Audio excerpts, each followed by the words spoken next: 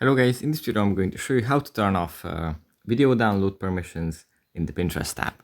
First you have to open up the app, and here it opens up in the home menu. From here we just go into the profile menu. Now we tap on social permissions, scroll down to the bottom, and here under downloads we have video pin downloads. If you turn this on, it means that people who find our video pin, can download it to their device and then share it to some other platforms. If you turn this off, people won't be able to do this, and our content remains only on our platform.